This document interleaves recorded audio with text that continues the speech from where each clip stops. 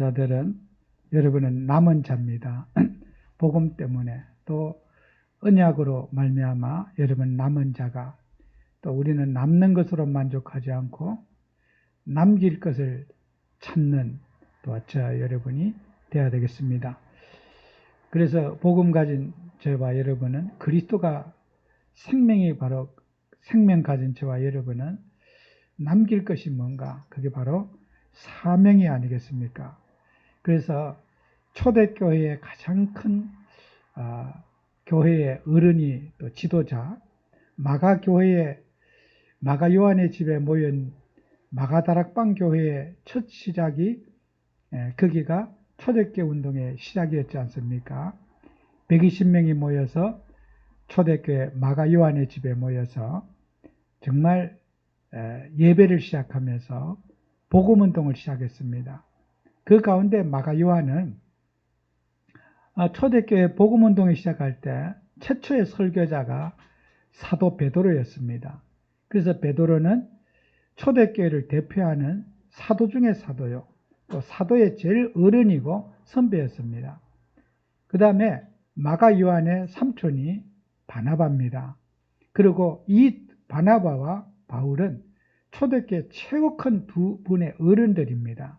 교회를 대표할 수 있는 두 분이고 또 모든 공적인 설교는 처음 시작할 때는 바울이 설교를 했고 바나바는 전도하는 일에 복음 전하고 이방인과 또 모든 불신자들에게 전도하는 일에 올인했습니다.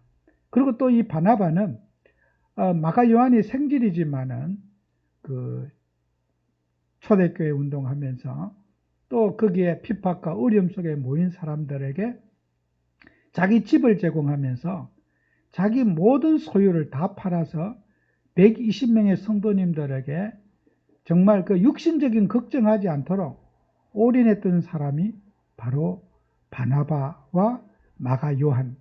어떻게 보면 그 집안은 복음의 명문 가문입니다. 정말 어떻게 보면은 그분들의 가정이 헌신 없이는 초대교회가 세워지지 않았겠지요. 핍박 속에서 먹을 것이 없고 또 사회적 격리와 위협 속에서 시작하는데 누군가는 그 많은 물질과 헌신을 해줘야지 마음껏 복음 전할 수 있지 않았겠습니까? 그래서 마가 요한의 집의 가문은 바나바를 비롯해서 집을 제공할 뿐만 아니라 전 재산을 하나님과 그 나라를 위해서 헌신했던 가정이 바로 그 가정입니다. 그런데 이 두 가정이 복음을 전하면서 이제 바나바의 가정이 복음을 전하면서 사도행전 15장에 나타나는 내용이죠. 40절 이에 그 전후에 36절부터 거기에 어떤 내용이 있느냐면요. 바울이 복음을 전하는데 초대교회의 가장 중요한 핵심인 그 마가 요한을 데리고 바울이 전도하러 갔습니다. 그런데 어려움과 문제 앞에 이 마가 요한은 사도들을 바울과 함께 하지 아니하고 그냥 힘들다고 도망쳐서 예루살렘 교회로 도망을 갔어요. 그래서 밤빌리아에서 복음을 전하는데 그 밤빌리아라는 도시에서 바울은 제자도 세우지 못하고 죽도록 맞아가지고 그냥 시신이 될 만큼 어려움을 당하고 고통을 받았습니다.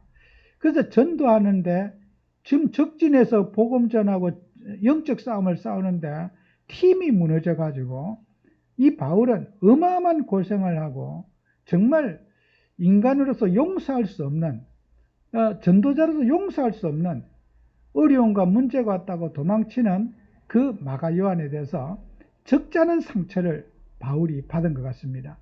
그래서 이제 훗날에 다시 이제 전도를 재정비하면서 전도하러 가려고 이제 팀을 구성을 하는데 그래서 이제 바나바가 이제 제안을 하는 거죠. 지난번처럼 마가 요한을 데리고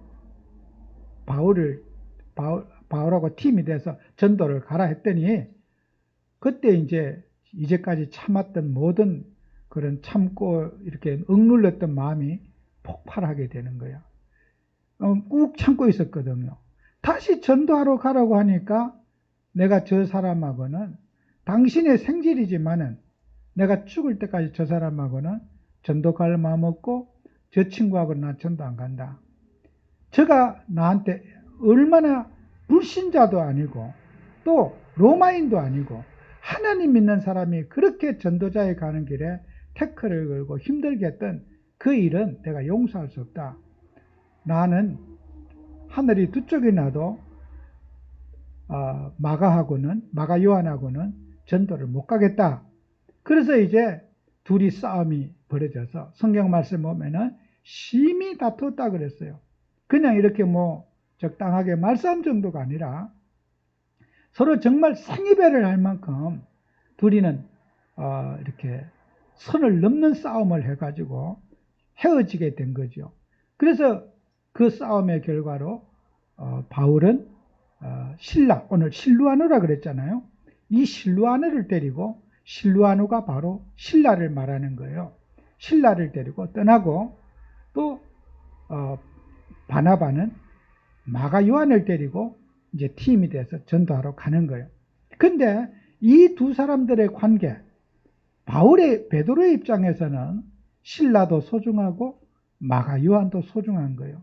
전도자끼리 패거리하고 갈등하고 서로 경계하는 거, 교회와 하나님 나라에 덕이 되지 않는 것을 중간에 있는 베드로는 교회의 어른으로서 어떻게 하면 이 사람들을 화해시키고 이 사람들을 하나 되게 할 것인가, 적지 않은 그런 베드로의 노력이 여기에 들어져 있을 겁니다. 그래서 이 마지막 인사에 이제 이 실루아노, 신라에게 편지를 써서 보내면서 마가 요한도 같이 품어달라.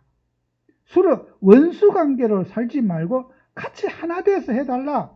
그리고 거룩하게 서로 입맞춤으로 서로 화목하고 사랑하고, 우리는 이런 일 저런 일 다 있을 수 있지만 전도하는 과정에 모든 것을 보고만 해서 우리가 용서하고 사랑하고 가자 하는 내용의 이 베드로 전서의 마지막 결론을 베드로가 초대교회 어른으로서 최고의 지도자로서 사도로서 교회와 하나 되고 모든 성도들이 정말 함께하는 교회가 되기를 원해서 이 편지의 마무리를 이렇게 지어주는 겁니다. 그래서 우리는 교회 안에 있는 모든 성도님들이 정말 우리는 5장 12절에 이런 말씀을 했잖아요. 너희는 이 은혜에 굳게 서라 그러지 않습니까? 은혜에 굳게 서라. 어떻게 하면 굳게 서는 것일까요? 성경 헬라어 원문에 보면은 이 내용은 너희 위치를 바로 잡아라 그런 뜻이에요. 굳게 서라 이 말은 위치를 똑바로 잡아라. 그죠? 우리가 뭘 하고 살아야 될 사람인지 사명 속에서 다시 한번 생각해봐라. 육신의 감정, 육신의 상처 이런 거 다 내려놓고 사명 속에서 생각해봐라. 주님이 원하신 일이 무엇인지 주님의 뜻 앞에 위치를 똑바로 잡아라. 탈선되고 감정과 상처를 다 내려놓고 굳게 위치를 똑바로 잡아라. 오늘 우리는 이 12장의 12절의 말씀을 여러분은 가슴속에 새기는 응답 받으시기 바라요. 사람이 살다가 서운할 수도 있고 여러분은 상처 줄 수도 있고 받을 수도 있고 또 우리가 실수할 수도 있고 여러 가지 우리는 문제 속에 빠질 수가 있어요.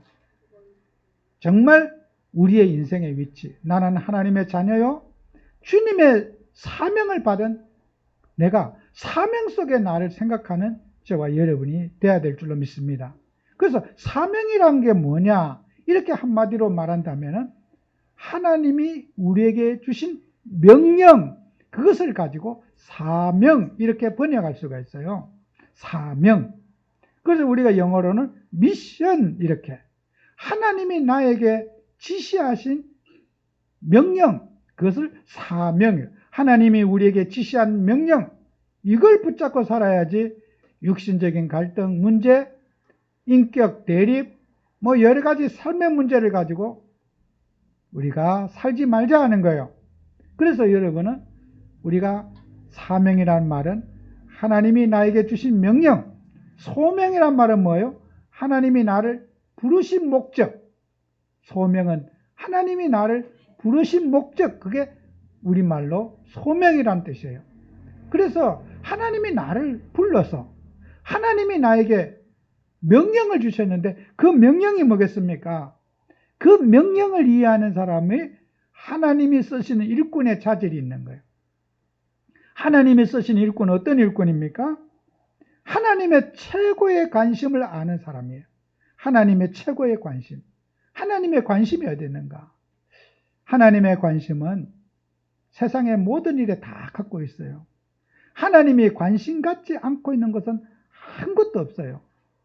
하나님은 세상에 만물이 돌아가는 거기에도 관심이 있고, 불신자에도 주님은 관심을 갖고 계시고, 저 지옥 갈 사람에게도 관심 갖고 계시고, 짐승에게도 하나님 관심 갖고 계시고, 이 안양천에 물고기가 잘 살 수 있도록 물고기의 생명에 대해서 하나님 관심 갖고 계시고, 하나님의 관심은 없는 곳이 없어요. 그러나 그 일반적인 하나님의 관심보다 하나님의 최고의 관심이 어디 있느냐? 우리는 사람들은 어디다든지 하나님의 뜻은 이거다 저거다 하나님의 뜻을 많이 찾습니다. 예수 믿는 사람마다 다 하나님의 뜻이다. 오늘 예를 들어서 뭐 좋은 돈을 좀 벌어도 하나님 뜻이었다. 오늘 어떤 일에서 그러나 하나님의 그 뜻도 맞습니다. 근데 진짜 하나님의 뜻은 어디에 있습니까? 사도행전 13장 48절에 영생 주식으로 작정한 자는 다 믿더라. 하나님은 영혼 구원에 관심이 있는 거예요. 그게 하나님의 쓰신 일꾼이에요. 우리는 하나님의 뜻을 오해해가지고 뭐 돈 버는데, 사업 성공하는데, 자식 성공시키는데, 물론 거기에도 하나님 뜻이 있어요. 없지 않아요.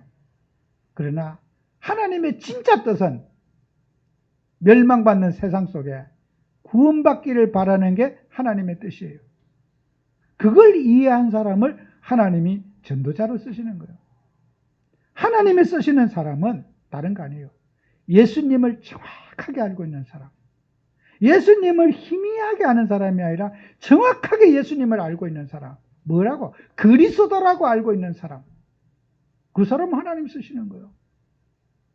여러분들은 늘 복음을 듣고 그리스도를 들었기 때문에 우리가 뭐 10년, 20년 복음 듣다 보면은 세상 사람이 다 그리스도 알 것 같고 또 그리스도 모르는 사람이 없을 것 같은 느낌이 있어요.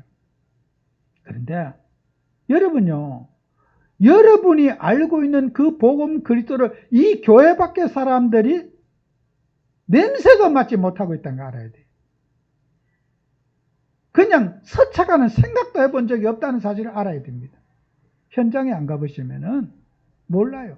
아유, 목사님 뭐 또 그리스도 다 알고 있는데 또 그리스도 얘기하시느냐.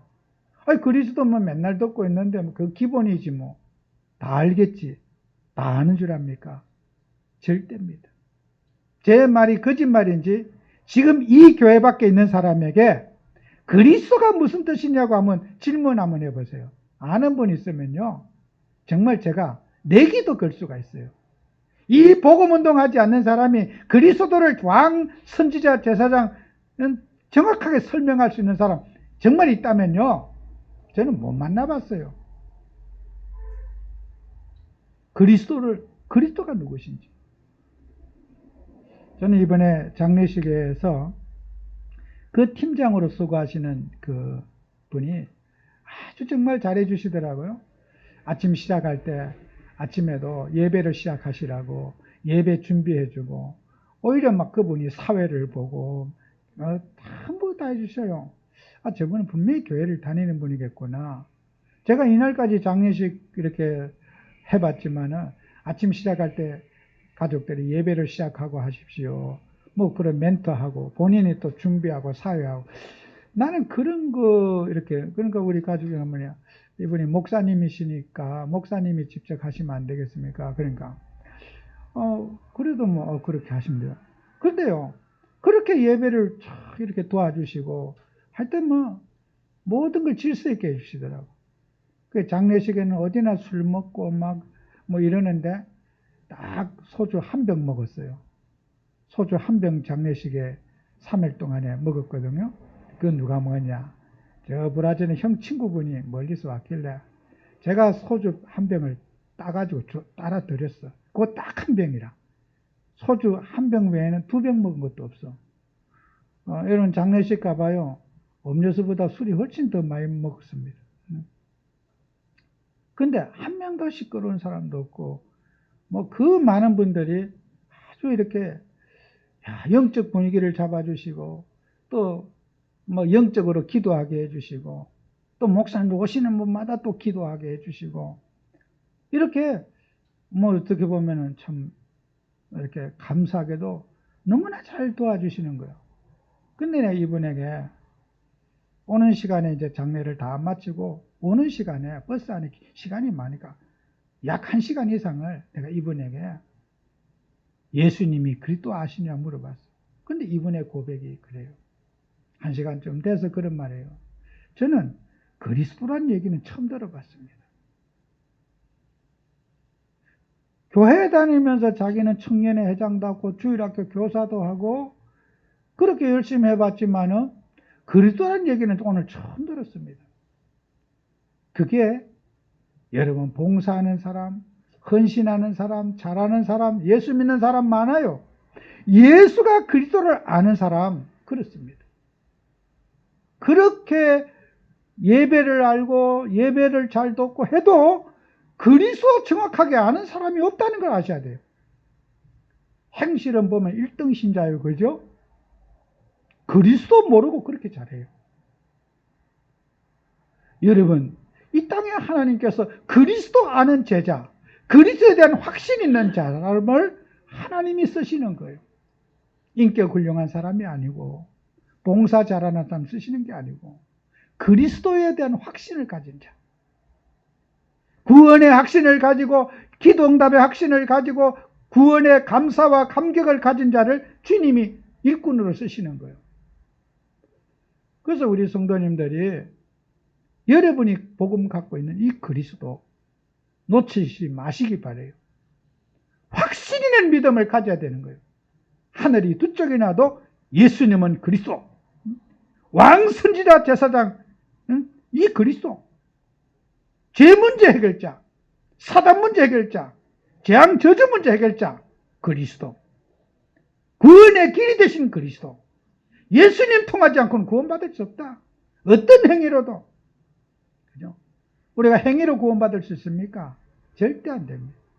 아무리 착해도 질서 잘 지키고 뭐 오만일 때만일 다 해도 그리스도 통하지 않으면 예수님 통하지 않으면 구원 못 받습니다. 그래서 우리는 현장에서 여러분은 그리스도에 대한 확신을 가진 자를 주님이 일꾼으로 쓰시는 거예요. 그 다음에 주님은 어떤 사람을 쓰십니까? 갈급한 자를 쓰시는 거예요. 사도행전 16장 14절 15절에 보면 루디아를 봅니다. 루디아는요, 초대교회 마가교회에서부터 저는 복음받은 사람이라고 믿고 있습니다. 이 사람은 바울을 만나서 복음을 받은 것이 아니라 이 사람은 바울을 만나기 전부터 복음을 알고 있고 복음 가진 자였습니다. 자기 집과 가정에서 늘 예배드리고 전도에 관심을 갖고 있는 이 여인이 바로 루디아입니다. 그런데 루디아는 예배를 매일같이 가정 식구들 모아놓고 예배드리고 하는데도 예배의 갈급함을 가지고 있는 사람이에요. 예배드리는 것을 너무 사랑하는 사람이 루디아였어요. 주님이 그렇게 말씀하십니다. 주께서 루디아의 마음을 여사 바울의 말을 청종하게 한지라. 나를 주 믿는 자를 알거든 내 집에 들어와 유하사이기라. 우리 집에 말씀 운동해 주십시오. 전도자 바울을 만나서 우리 집에 예배인 돼 주십시오. 나도 예배 인도자지만은 우리 집에 주의 종을 모셔다가 예배 드려주세요. 축복해 주세요. 예배의 갈급함을 가지고 있는 사람, 말씀의 갈급함을 가지고 있는 사람, 이런 사람을 주님이 제자로 쓰시는 거예요. 어떤 사람은 교회 가끔 나와도 늘 무탈하고 싱글싱글하고 이 사람은 축복받은 사람이 아니에요. 매일 예배 들어도 집에가 막 갈등 있고 문제 있고 이런 사람이 축복받은 사람이에요. 여러분, 사람이 건강도 그렇잖아요. 어제 먹은 밥이 아직까지 소화 안 되고 있다. 그 뭔가 문제가 있어 그래요. 때가 되면 배가 고프고 먹고 나면 또 소화시키고 또 먹고 싶고 그게 정상이에요. 한 달 전에 먹은 밥이 그대로 인체 있다. 병원 가봐야 돼요. 건강한 사람은요. 먹고 나고 때 되면 또 배가 고파요. 하나님이 쓰시는 사람은 매일 예배 들어도 은혜의 갈급함을 갖고 있어요. 아, 은혜 받아야 된다. 나는 하나님의 은혜 없이는 못 산다. 나는 은혜 받아야 살 사람이다. 작년에 은혜 받는 것 갖고 사는 게 아니다. 한 달 전에 은혜 받은 거 사는 게 아니라 오늘 내가 은혜 받고 오늘 정식이도 하고 오늘 주님 앞에 내가 은혜를 입어야 된다. 갈급한 영혼을 주님이 쓰시는 거예요. 루디아 같은 여인을요. 오늘 우리 교회 성도님들은 갈급한 축복 받으시기 바래요. 그래서 집에 가서 갈등이 있다. 아이고 더 예배 드리고 은혜 받아야지. 은혜를 사모하고 은혜를 가슴속에 사모하는 우리 성도님들 되시기 바랍니다. 그게 하나님의 자녀가 하나님이 쓰신 일꾼의 모습이에요. 그리고 또 저와 여러분들은 세상 사람들 모든 사람들이 다 자기 나름대로 전도하는 방법이 있어요. 우리는 전도를요 성경적인 전도할 줄 알아야 돼요. 성경적인 전도. 마태복음 28장 18절 20절에 보면 이런 말씀이 있죠. 너희는 가서 제자를 삼아 그랬어요. 가서. 여러분 현장에 안 가시면요. 여러분 자신도 모르게 속아요. 우리가요 전도하라는 게 아니에요. 현장에 가서 보고 느낀 거는 달라요. 내 집안에 혼자서 기도하는 것과 여러분이 현장에서 사람들을 만나서 거기에서 진단하는 건 또 달라요. 가서 제자를 삼아. 주님은 현장에 가라 그랬어요. 전도하라 그러니까 현장에 가봐라. 가보면 다를 거다. 가보면 하나님이 준비한 게 있을 것이고 가보면 하나님의 메시지가 있을 거라는 거예요. 코로나 시대에 많은 사람들이 현장에 대한 참 이런 갈급한 걸 놓치고 있어요. 근데 저는 오히려요. 지금이 더 현장을 더 사실적인 응답을 받는 것 같아서 저는 코로나 시대가 오히려 저한테는 더 기회예요. 갈 곳이 없으니까 더 기도하게 되고 또 그걸 놓고 종일 부르짖고 기도하면 꼭 하나님이 매주마다 만남의 축복을 주시고 이렇게 코로나가 없을 때 마스크 안 낄 때는 부담 없이 긴장 풀고 사람들 돌아다니는데 지금은 정말 누구를 만나야 될지 만날 사람이 없으니까 기도하니까 하나님이 매주마다 사실적인 문을 열어주셔요. 그래서 저는 또 오히려 더 이게 진짜 성령인도 받기 위해서 하나님이 코로나를 주셨구나. 기도하라고 코로나 이런 전염병을 줬구나. 기도해서 응답받으라고. 그래서 저와 여러분들이 현장에 가보면요. 여러분이 보는 TV의 뉴스 이런 거 다 달라요. 제가 이번 주에 동생 하나가 이제 전국을 다니면서 아파트 짓고 전기 시설하고 이런 업을 하고 있는데요. 그런데 이런 얘기를 잠깐 하더라고. 장례식 와서 그 얘기예요. 전국에 전부 집이 미분양이 돼가지고 그냥 빈집투성이래요. 그래도 계속 집을 짓는데 그 얘기를요 처음 들어봤어요. 내 자네는 어떻게 내가 처음으로 자네 생각하고 나하고 똑같은 생각하는 사람 자네 처음이다 내가 그랬어.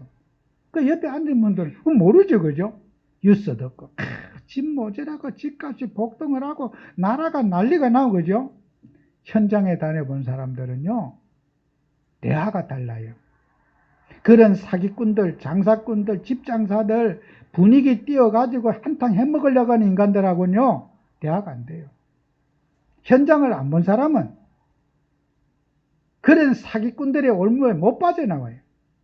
얼마나 세상이 간교하고 모든 뉴스 뭐 이런 것들이 가진 자들이 가지고 노는 거예요. 서민들 그냥 다 말아먹어요. 안 다녀보면 몰라요. 집이 얼마나 올랐는데 내렸는데.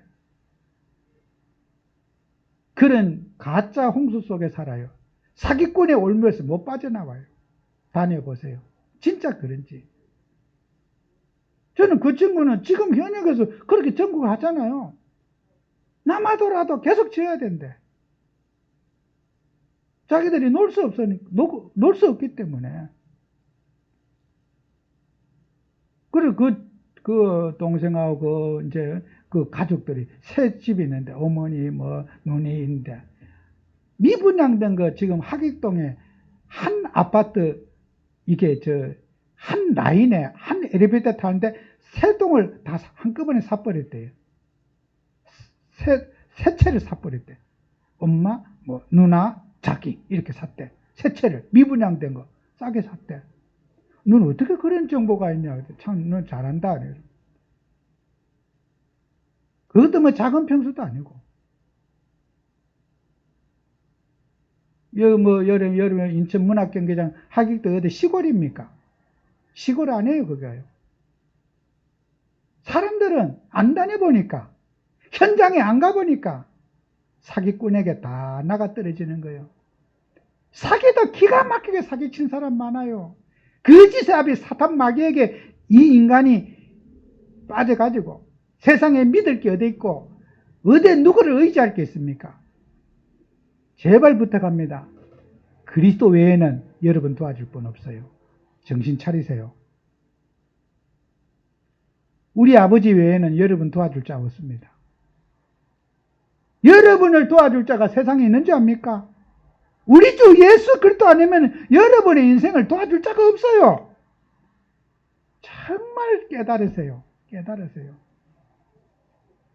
이 세상이 마귀 세상이라 입만 벌리면 사람은 거짓말이고 자기 이익 따라 말하고 자기 욕심 따라 말하는 게 세상입니다. 그죠?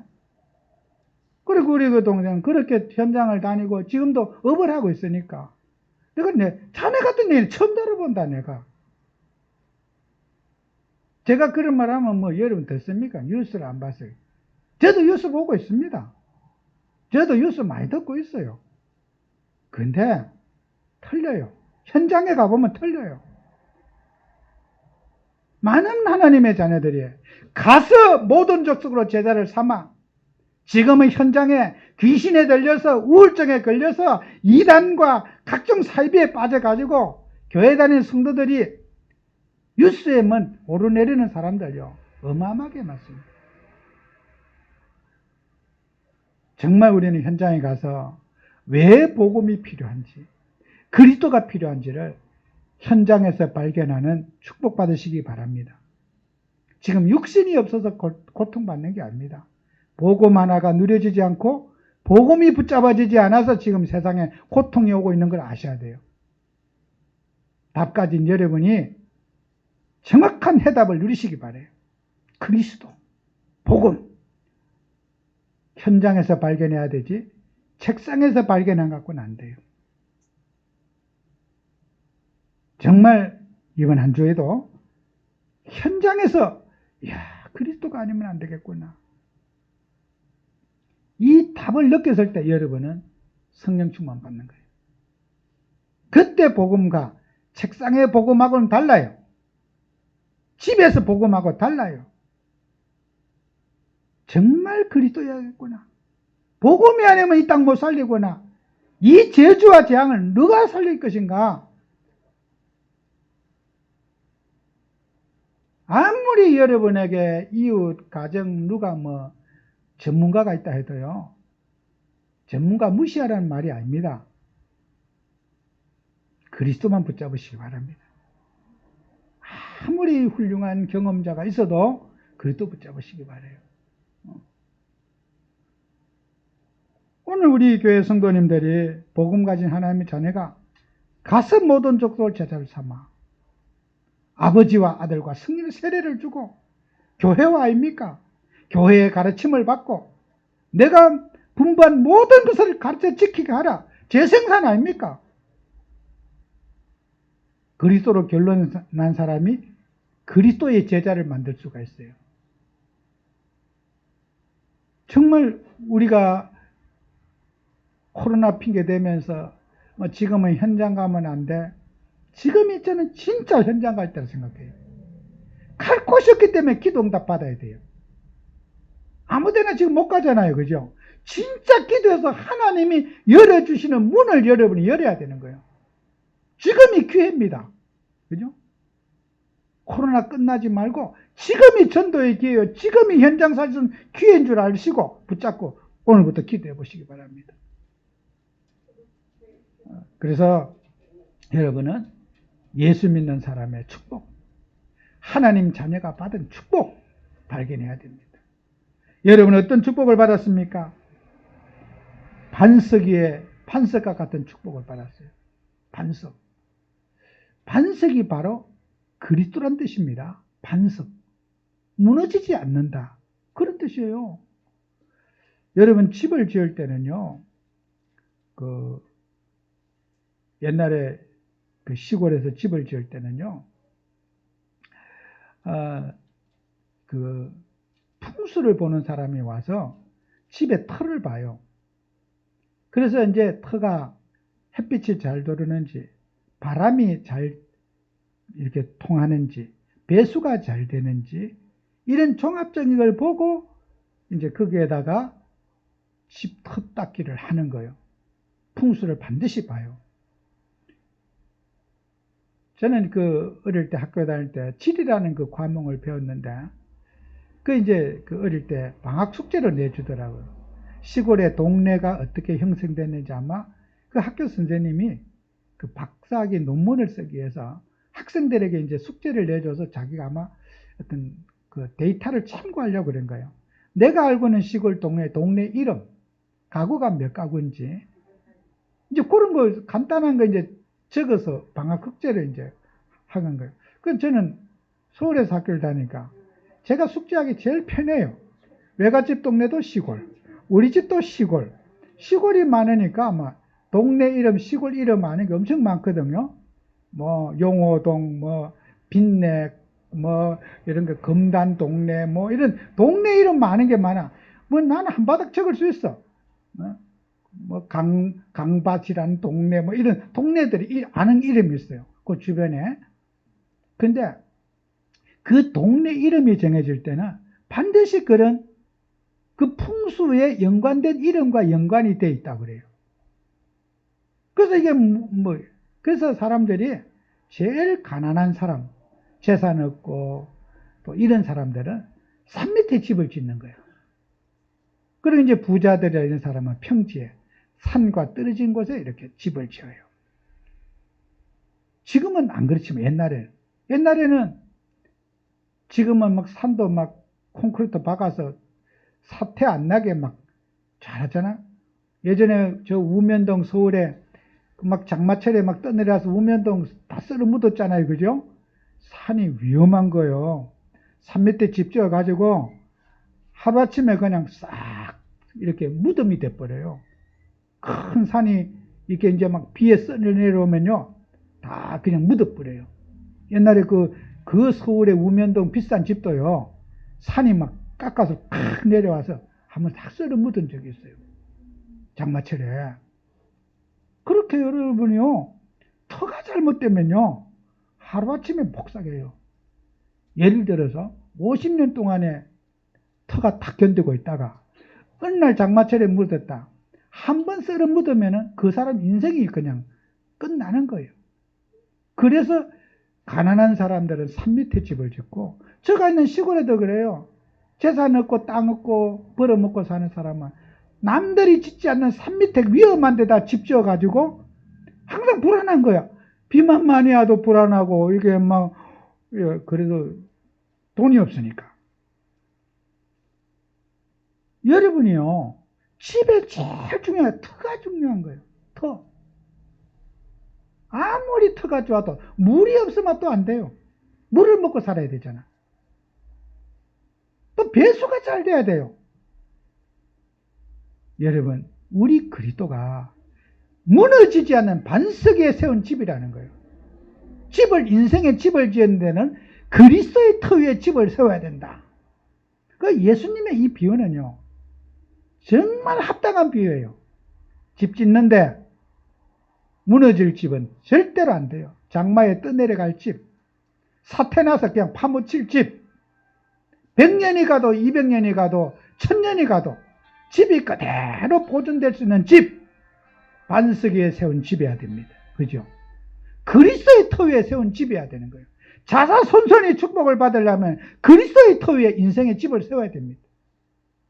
종교는 안 돼요. 신비주의 안 돼요. 세례요한 안 돼요. 엘리야 안 돼요. 선지자 중에 하나 안 됩니다. 그리스도의 터 위에 우리 인생의 집을 세워야 됩니다. 주는 그리스도시요 살아계신 하나님의 아들이십니다. 복음의 터 위에 우리 인생을 세우고 그 복음의 터를 누리는 여러분 되셔야 돼요. 그게 전도 아닙니까? 전도의 축복 아니겠습니까? 여러분, 그 다음에 축복이 뭡니까? 음부의 권세가 너를 이기지 못한다. 이 땅은요, 사단 마귀에게 벌벌 떨고 살아요. 사람들은 떨면서도 안 떨리는 척해요. 재앙에 떨고 있고요, 불안에 떨고 있고, 우울증과 별일 안 해도 불안해 막 어쩔 줄을 몰라요. 왜요? 사단 문제에 걸려있기 때문에 인간이. 여러분, 뉴스의 흉악한 사고, 이해 안 가는 뭐런 사건 사고 배경이 뭡니까? 마귀입니다. 미국의 그 백인이 이번 주에도 아무 이유도 없는 총기를 난사했고 우리 한국인이 여러 명 죽었어요. 아시아인들은 무조건 혐오해서 죽었어. 근데 그 얼굴이 나온대요. 내가 누가 봐도 그 귀신 들린 사람이야. 얼굴이 완전히 맛이 간 사람이에요. 그런데 세상 사람은 그걸 압니까? 그 영적인 문제 속에 총기 들고 아무 관계도 없는 사람은 그렇게 난사하고 있는데 세상 사람이 그 과학으로 풀 수 있습니까? 무슨 교육으로 그 영적 문제 풀 수 있습니까? 아무리 연구해 보세요. 답 없습니다. 귀신에게 들려서 사고 치고 문제 일으키는 거 과학으로 못 풉니다. 그거는 절대로 못 풉니다. 과학이면 다가 아니에요. 영적인 문제는 복음이 아니면 예수 이름을 아니면 안 풀리는 거예요. 그거 정말 우리는 이 답을 가지고 음부의 권세에 영적 싸움의 축복을 누리는 그런 하나님의 자녀가 받은 권세를 누리는 정인이 되어야 됩니다. 여러분이 더 중요한 거. 천국 열쇠를 내가 줬다 그러지 않습니까? 천국 열쇠. 문이 잠겼어. 열쇠 있는 사람은 하나도 당황하지 않아요. 문이 잠겨도 아무리 꼭꼭 잠겨도 열쇠 있는 사람은 당황 안 해요. 차 열쇠 있는 사람은 내리면 잠궈요. 그죠? 남이 못 들어가게. 내가 필요할 때 들어가려고 항상 열쇠를 보관하고 있어요. 그죠? 차문 열어놓고 내리면은 엉뚱한 다 들어갈 거 아니에요. 그죠? 항상 잠궈요. 내리자마자. 왜요? 내가 필요할 때, 사용할 때 거기에 들어가려고, 나만 사용하려고 문을 항상 잠궈요. 여러분요, 천국 열쇠. 문제 있고, 우리는 문제가 기회입니다. 그리스도로 열면 되니까. 그리스도 누리면은 모든 문제 해결자, 그리스도가 다 해결해 주시니까. 불신자에게는 물이, 죽은 물고기에는 물이, 죽은 나무에게는 물이 나무를 더 썩게 만들어요.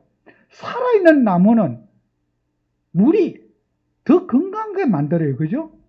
우리 인생의 갈등과 문제가 복음 가진 여러분에게는 답이 되고 응답이 되고 축복이 되는 거예요. 문제가 많을수록 여러분은 복 받는 거예요. 갈등이 많을수록 여러분 증거를 보게 축복을 누리게 되는 거예요. 복음이 열쇠가 있으니까. 그럼 문제 많으면 좋겠죠. 우리는 그 열쇠를 열면 되니까 더욱 그리스도가 그리스도 되니까 문제의 해답이 그렇다니까. 가정 문제, 인생 문제, 자식 문제 많을수록 여러분에게는 복이 될 거예요. 그래서 우리 성도님들은 다른 데 속지 말고 정말 하나님 자녀가 받은 축복 누리고, 결론입니다. 하나님 함께를 누려야 돼요. 우리는 복음 가진 모든 전도자들이 바울과 바나바,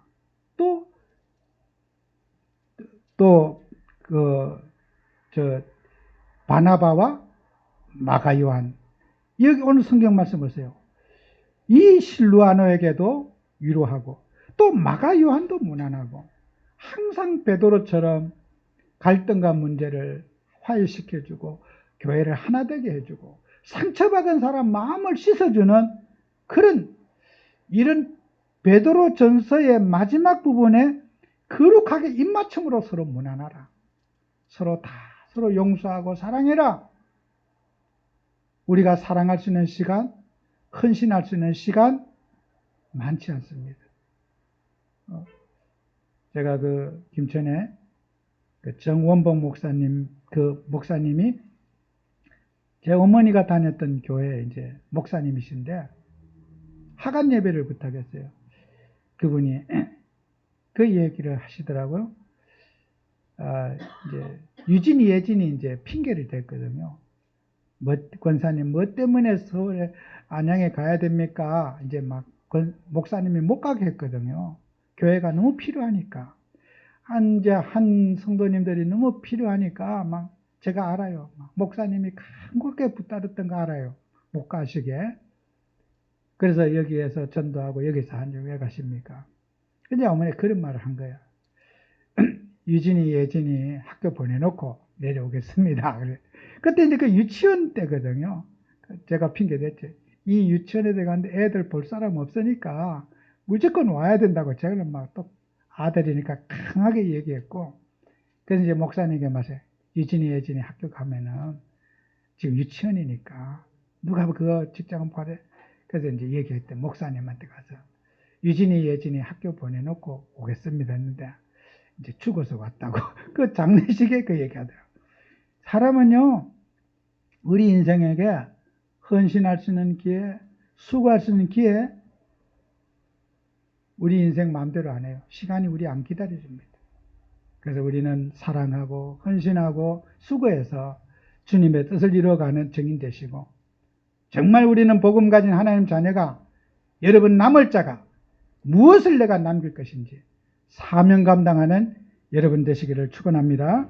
기도합니다. 주님, 오늘도 우리에게 은혜 주셔서 주님이 우리에게 주신 명령을 감당하는 저희가 되게 해 주옵소서. 우리 인생의 위치를 바로잡고 있어야 할 곳에 있고 머물 곳에 머무는 저희들이 되게 해 주옵소서. 하나님의 최고의 관심, 최고의 소원 속에 우리 인생의 마음과 영혼이 함께 할 수 있는 삶이 되도록 축복해 주시옵소서. 예수님 이름으로 기도합니다. 아멘.